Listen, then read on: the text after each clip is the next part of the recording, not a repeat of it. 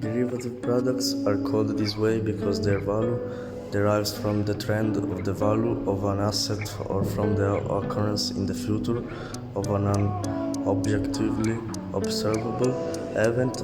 These instruments are mainly used for two purposes: reduce the financial risk of a pre-existing portfolio, assume risk exposure in order to achieve a profit. There are different types of derivatives: futures, options, financial instruments that recognize the right to purchase a certain quantity of shares within a certain pre-established price. Swap allows two parties to make an agreement to exchange payment flows according to predefined rules. Warrants are certificates that give the holder the right to purchase newly issued securities.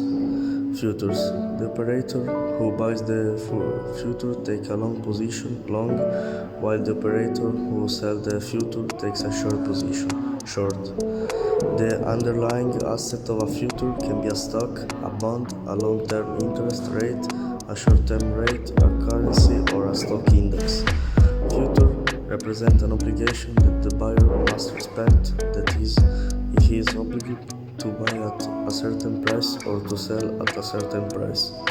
In the first case, the buyer will expect a rise in price so that he buys at 9 and sells at 10. In the second case, instead, he is obligated to sell at 10 and therefore he will expect a fall so that he buys at 9 and resells immediately after at 10. Futures offer several advantages for investors. Leverage, access to all market futures, offer the opportunity to trade on different markets around the world. Risk coverage, future risk, interest risk.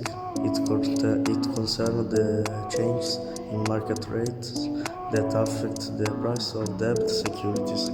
Credit risk: it is the risk that the issuer will not pay interest or repay the capital. Liquidity risk: it is the risk of not being able to sell a security quickly without suffering losses. Stock options are incentive tools that are usually granted to top management and members of the board of directors of a company or to employers. Option advantages. Advantages are high earning potential. Even small changes in the underlying can generate high profits. Flexibility: they allow you to speculate on both increases and decreases of the market. Limited risk for the buyer: the maximum loss is equal to the premium paid, while the gain can theoretically be unlimited. Option risk are loss of premium: if the market does not move as expected, the option can lose all its value. High volatility: the value strongly depends on the volatility of the underlying. Limited maturity: the value decreases over time. Time decay. Future option comparison.